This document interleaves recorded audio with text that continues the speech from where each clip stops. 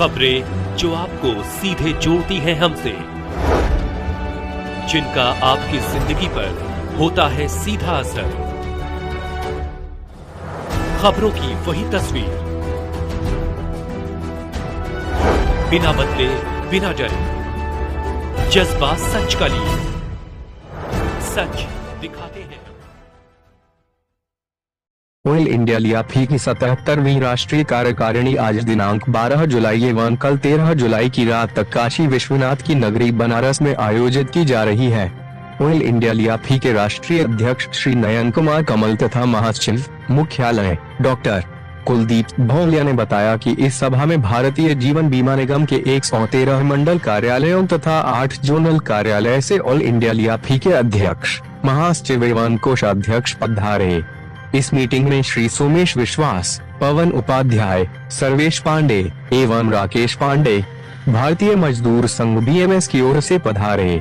इस मीटिंग में भारतीय जीवन बीमा निगम तथा IRDA द्वारा जारी की गई नई नीतियों एवं नियमों के ऊपर विस्तार से चर्चा की गई तथा जिन बदलावों से अभिकर्ता साथियों को मिलने वाले परिणाम में कटौती की गई है, इसका घोर विरोध किया गया तथा राष्ट्रीय कार्यकारिणी ने सर्वसम्मति से यह निर्णय किया गया है कि यथाशीघ्र भारतीय जीवन बीमा निगम भारत सरकार एवं IRDAI को ज्ञापन दिया जाएगा, जिसमें अभिकर्ताओं, बीमा धारकों से संबंधित मांगों का विस्तार से विवरण किया गया है। उनके निराकरण हेतु उन्हें लिखा जाएगा। उसके बावजूद यदि भारतीय जीवन बीमा निगम की मांगों को पूर्ण नहीं करती है तो राष्ट्रीय व्यापी आंदोलन किया जाएगा। आज की मीटिंग में भारतीय जीवन बीमा निगम से बीमा धारकों को उनकी पॉलिसियों पर दिए जाने वाले बोनस की दर जो विगत कई वर्षों से लगातार घट रही है, जबकि निगम का लाभ निरंतर बढ़ रहा है, तथा भारतीय जीवन बीमा निगम से मांग की गई है कि बीमा धारकों को उनकी पॉलिसी के ऊपर दिए जाने वाले कर्ज की ब्याज दर को कम किया जाए।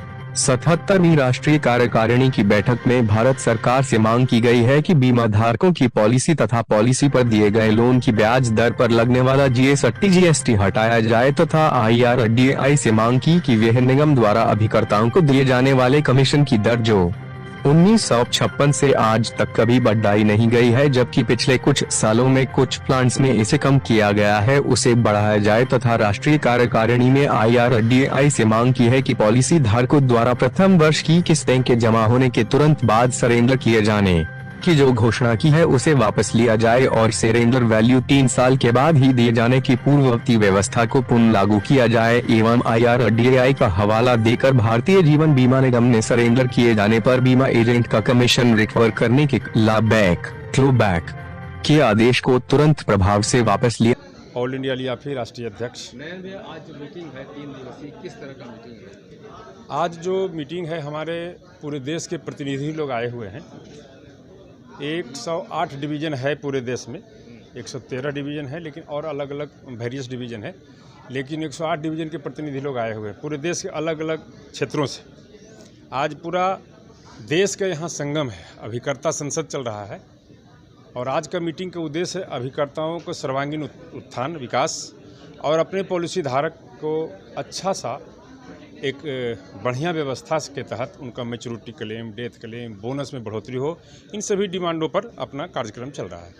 हमारे अभिकर्ता रात दिन जाड़ा गर्मी बरसात में काम करते हैं, लेकिन इनको उचित मुआवजा नहीं मिलता है। आज हमारे अभिकर्ता 60 साल के यदि ऊपर हो गए तो उनका कोई मेडिक्लेम की व्यवस्था नहीं है, ठीक है। कल के डेट में उनका कोई पेंशन की व्यवस्था नहीं है। आज हम अपने संसद के माध्यम से, अभिकर्ता संगोष्ठी के माध्यम से, आदरणीय प्रधानमंत्री जी का यह क्षेत्र है, बाबा भोलेनाथ की नगरी है बनारस।